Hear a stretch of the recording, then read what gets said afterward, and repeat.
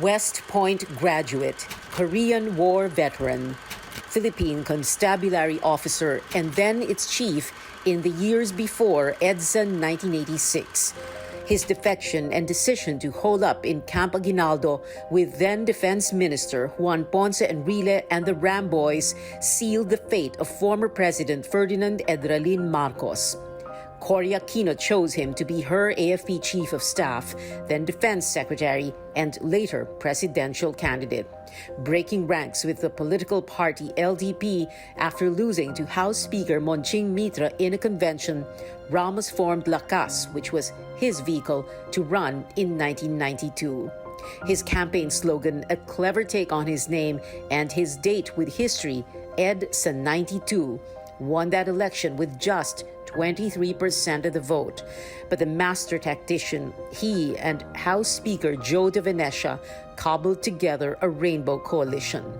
As president, he led over a period of economic achievements toward so-called tiger economy status, credited with dismantling monopolies, cheering the country towards Philippines 2000, legislating protection for migrant workers, bringing a measure of peace to Mindanao.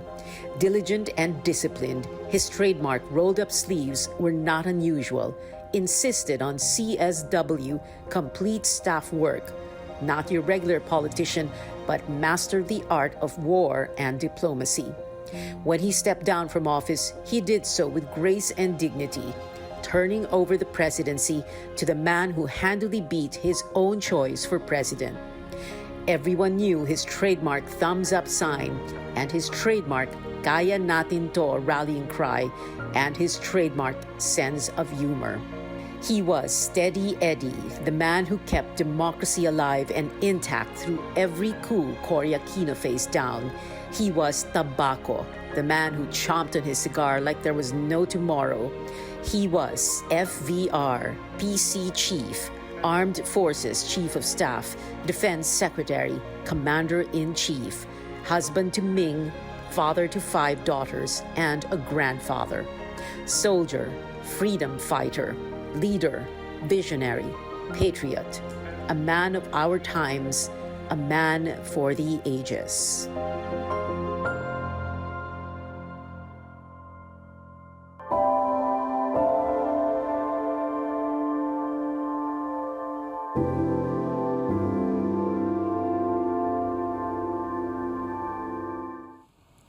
Good evening, I'm Pia Hontiveros. Welcome to a special presentation of Politics as Usual. Tonight we remember former President Fidel V. Ramos, whom many of us called FVR. Joining me as our first guest is his former Interior Secretary, Rafi Alunan. Secretary Rafi, thank you very much for joining us also via Zoom. Even before, sir, you were DILG Secretary, you were with the Tourism Department noong panahon ni Cory Aquino. And I remember you in the December 1989 coup negotiating with rebel soldiers, the Ram Boys who had holed up in a hotel in Makati. But let's talk about those years with the Cory government. You met and worked with FVR at that time, who was first AFP Chief and then Defense Secretary. What was that like, sir? Well, first of all, thank you, Pia, for having me. And very happy to say a few things about my experience with FVR. Yes, you're correct. We served together in the cabinet of President Cory Aquino. I entered as an undersecretary and later on became his peer in the cabinet as Secretary of Tourism. We worked together on many occasions. Foremost in my mind were the disaster relief operations that we conducted together after the Baguio earthquake, Pinatubo. And we also worked together in preserving Camp John Hay. He provided strategic support by giving me General Gaudencio Tobias, who was his boss in PhilCAG, and General Demi Camp, who provided a battalion of Air Force security personnel to help me preserve Camp John Hay the way we received it from the Americans who left abruptly after the and of course, when we discussed the bases with the United States, the first person I went to was Secretary Ramos to ask whether I could take on that job because I said I will not take it on unless I have the full support of the Armed Forces of the Philippines because there's no sense in holding the flag up high without the AFP backing me up. And to a man, Secretary Ramos, General De Villa, General Biason, General Apatia, and the rest of the High Command said, this is our moment, stand your ground, work for the national interest, we'll back you up. Secretary Rafi, you campaigned for FVR in 1992 when he ran for president. Why did you want him to be president? Why did he want to be president? Why did you want him to be president? Why did I want him to be president? Yeah. Okay, well, that's a very good question. I wanted him to be president because I was already impressed with him even before he worked for President Cory Aquino while he was still in the administration of President Marcos because he represented the good side of the armed forces. He symbolized reform. He symbolized professionalism. And I already saw in him a leader that we could count on or rely upon when the time came. And that time eventually came in February 1986. And during the time that he served as Secretary of National Defense under President Cory, he defended the seat of democracy and the centers of power, centers of gravity in Metro Manila, to prevent authoritarian forces from regaining power. He impressed me already in February 1986 as one of those who was instrumental in restoring freedom and democracy, which we needed so badly to push the country. And he believed in that. But he was put to the test during the time of President Cory, where he had to quell about maybe 7 coup attempts. Two of them were the most, shall we say, The most violent. hurtful. August 1987, December 1989. Yes, but it was most hurtful to the economy, to the point where by 1989 we were back again as Asia's sick man. Our economy plunged in 1989 in the same manner as it had plunged in 1983 when Ninoy Aquino was assassinated. Secretary Rafi. When it was time for the choosing as to who would represent, who would succeed President Cory, I pushed for President Ramos because he was a non-traditional politician, and he symbolized everything that was needed by the country to move it forward. My last question for you, Secretary Rafi. I wanted you to tell us behind-the-scenes stories, little vignettes of FVR as president, but we don't have the whole night, but I'm sure there are so many stories.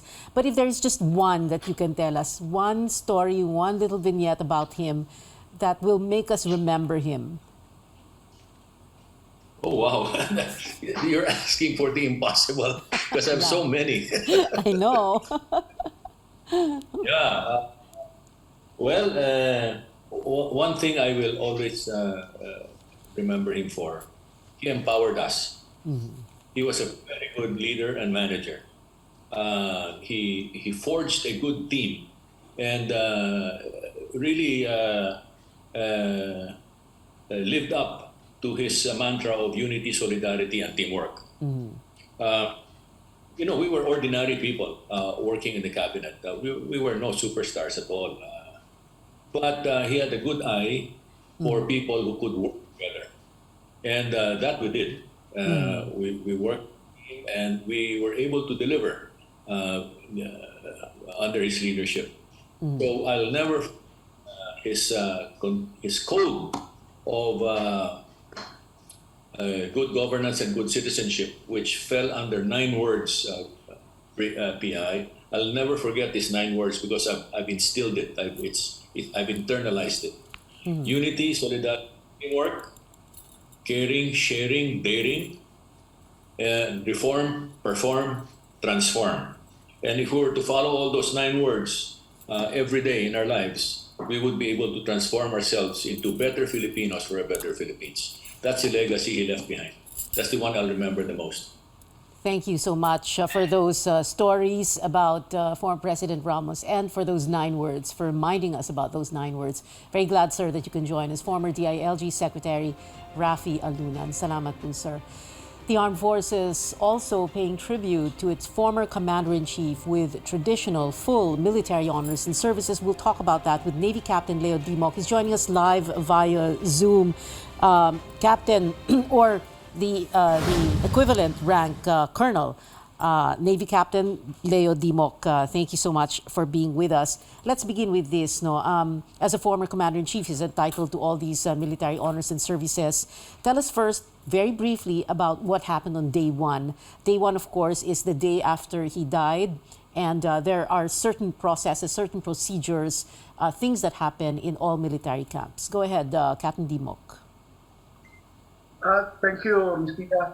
During the first day after the announcement of the notice of death of the former President Fidel V. Ramos, we formed there was a military formation in all of the military installations and camps, and reading of the notice of death of the former president was then rendered by the commanders of those military installations.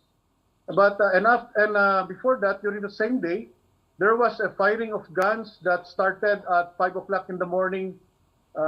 It is made possible by the firing of 8 successive gunfires by our artillery pieces.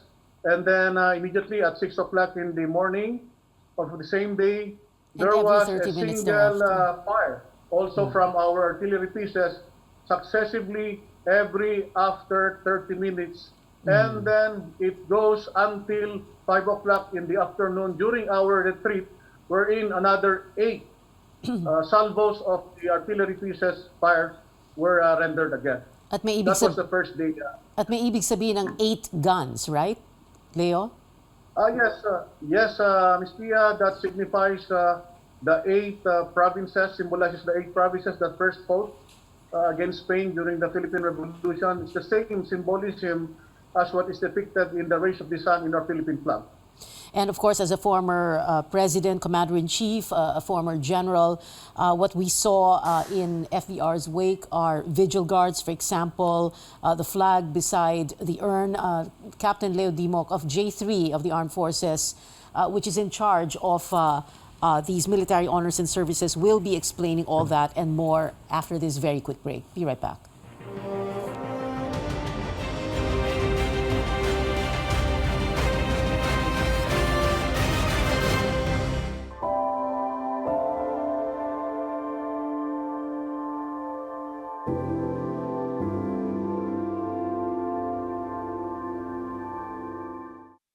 Welcome back. This is Politics as Usual special presentation as we look back on the life and legacy of the late former President Fidel V. Ramos. Still with me is Navy Captain Leo Dimoc of the AFP's J3, which is in charge of all military honors and services for former Commander-in-Chief. Leo, kanina binanggit ko na, no, yung vigil guards, for example, what we see in the wake. Very quickly, can you explain all that to us? Yes, Ms. Pia. During the death of our former President Fidel Ramos, we are actually mandated to provide a vigil watch to the former president. This is composed of one vigil officer and 4 vigil guards. On top of that, we are providing an officer in attendance that is closely coordinating with the family. And this will be done during the wake until his interment. Okay, let's talk about that, the interment, the day of the burial. Tell us what we're going to see, and let's go through the rundown. We have a funeral procession from Heritage Park where FVR's remains are being waked. And we will have what you call graveside honors. Sige Leo, ikwento mo sa amin. Of course, this is good that we're talking to you because you were in charge also of the funeral honors for former President Noy Aquino last June. So, kumbaga, uulitin nyo lang yan lahat. So, ikwento mo lang sa amin what is going to happen every step of the way. Yes, ma'am.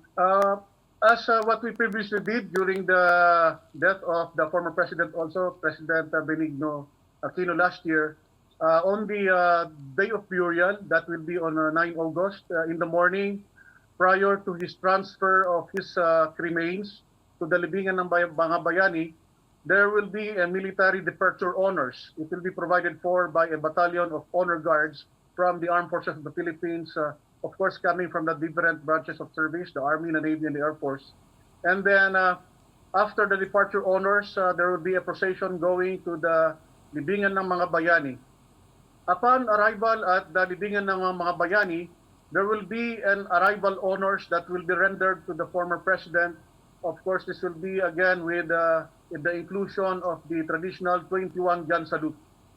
After the arrival honors at the libingan ng mga bayani, point of arrival, there will be a funeral march then that will proceed from the arrival honor area to the interment area, which is at the presidential section of the libingan ng mga bayani.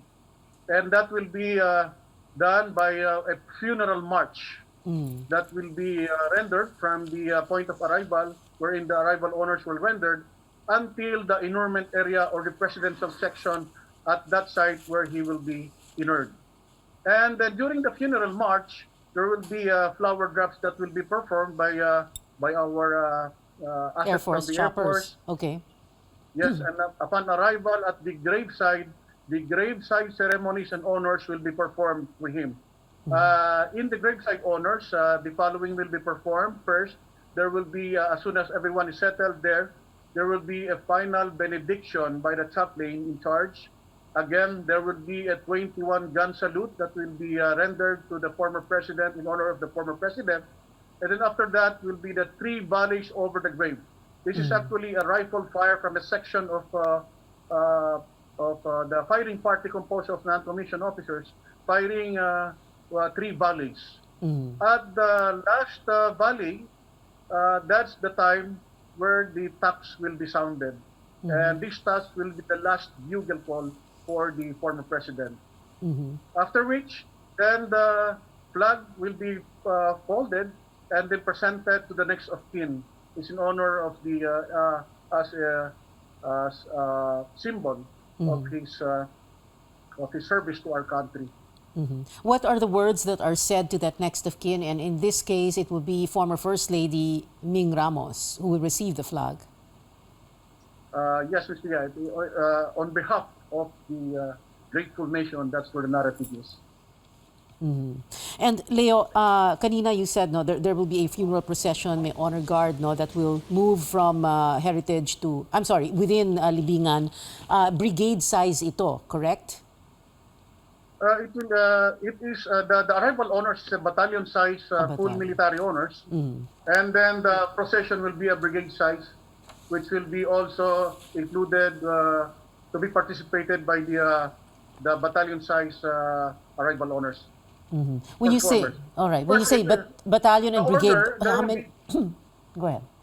There is an order actually. First, it will be the escort or the commander with the staff, and then the colors followed by the band that played the music, and then the funeral escorts, and followed by the chaplain service or the clergy, and then the hearse with the honorary pallbearers on the sides, and then the active pallbearers composed of the non-commissioned officers, and then the family and relatives together with the military host, which is the chief of staff, and the co-host will be the heads of the Philippine Air Force, the commanding general of the Philippine Army, and the flag officer in command, which are co-hosts of this activity.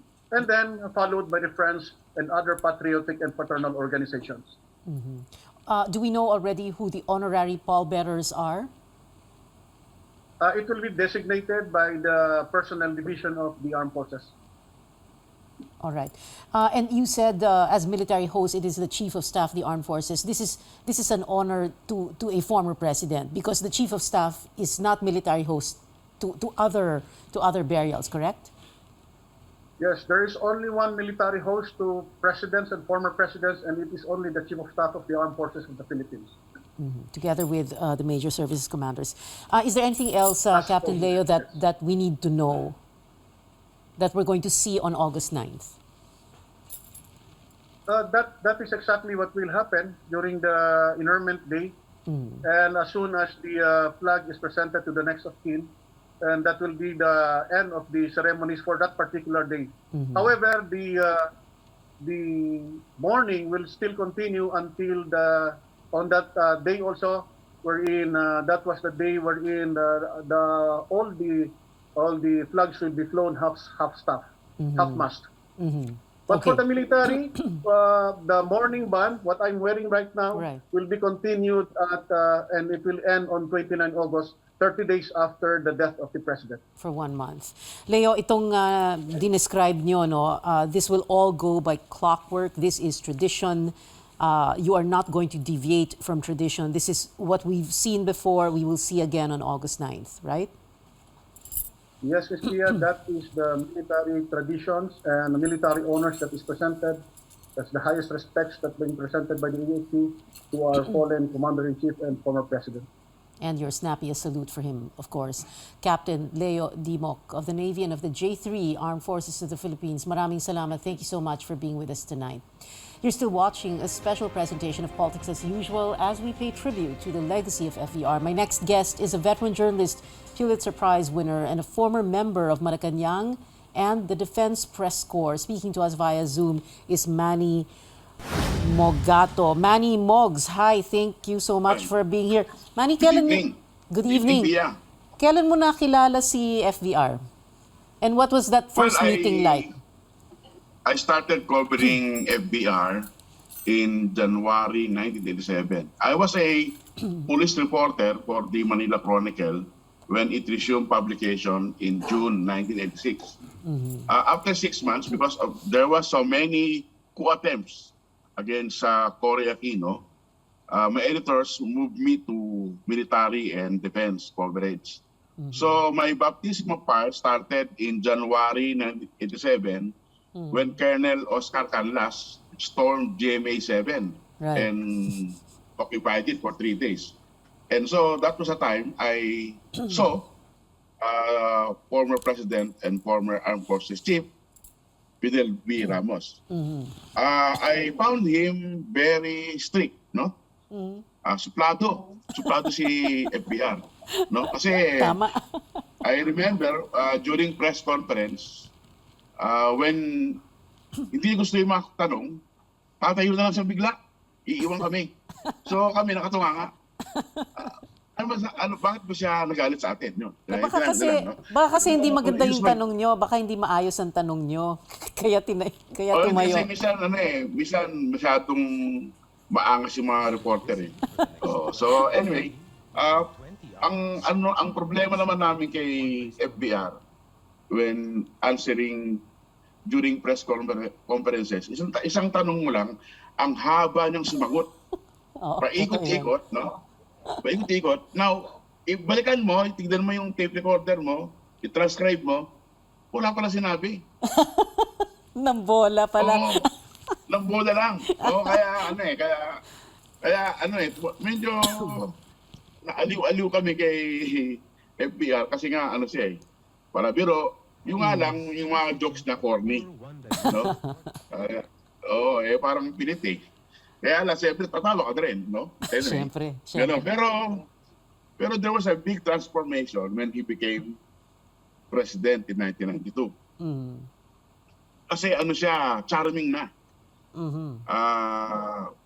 I think he became a politician, so that's why masyado na siyang mabait sa press. Hindi na siya pikon.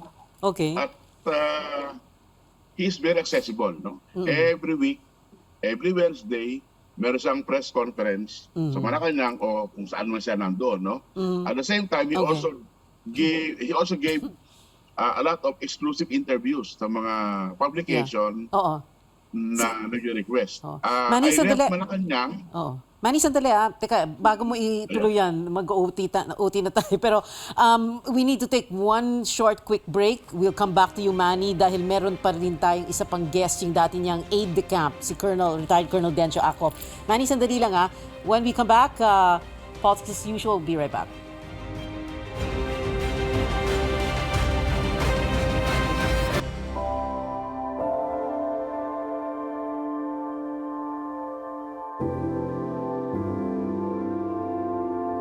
This is a Politics as Usual special presentation remembering FVR, a man of our time. Still with me, veteran journalist Manny Mogato, and joining us too is former President Ramos's former aide de camp, retired Colonel Dencio Acop, who's joining us via Zoom from Perth, Australia. But first, let's go back to Manny.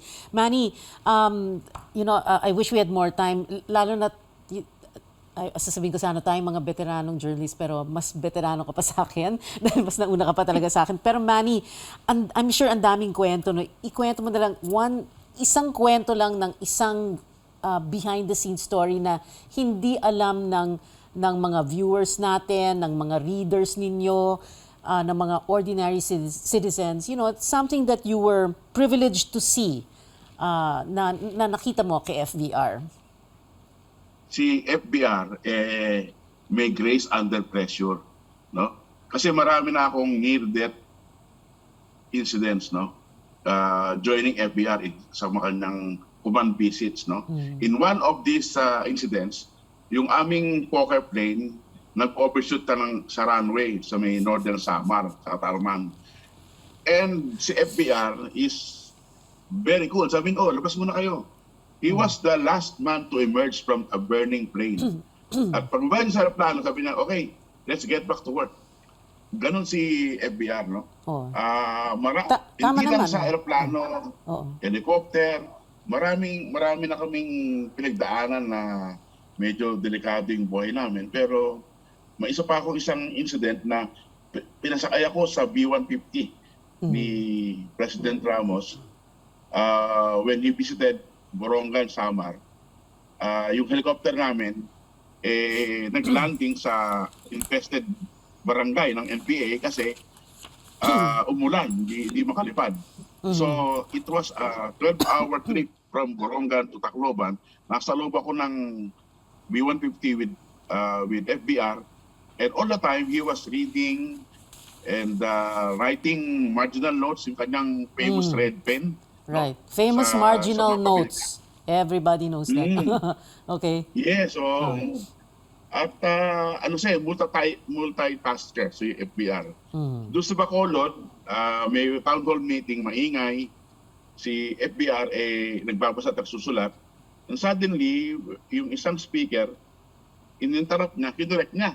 Sabi ko, nakikinig pala siya. Akala ko nagsusulat at nagbabasa. Pero observe pala na yung sinasabi. So, I think, hindi lang sa multitasker, workaholic pa, dahil madaling araw gising na para magbasa ng news clippings na pinapadala ni Lulu Ilustre at naglalagay siya ng marginal notes doon sa mga clippings. So, yun. Yeah. This must have been challenging for you, Manny, di ba? Kasi as journalists, we do our best to keep a safe distance from those we cover, no? But apparently, you did get very up close and personal with him. But I'm going to go first kasi nakuubos yung oras natin. Sorry po talaga. Colonel Dencio Acop, na former aide de camp. Sir Dencio, tell us just kahit one... andyan ba si Colonel? Sir Dencio, oo. Tell us, sir, one of the best behind-the-scenes stories of FVR that you as aide de camp was privileged to have witnessed and had been a part of, sir? Hi, good evening again, Pia, and thank you for inviting me. Medyo mahirap sagutin. Many things to say about the great man. I feel honored to have even been associated with him in some way. Marami, Pia. I remember one time during the December 89 coup. Are you hearing me? Yes, we can hear you, sir. Yeah.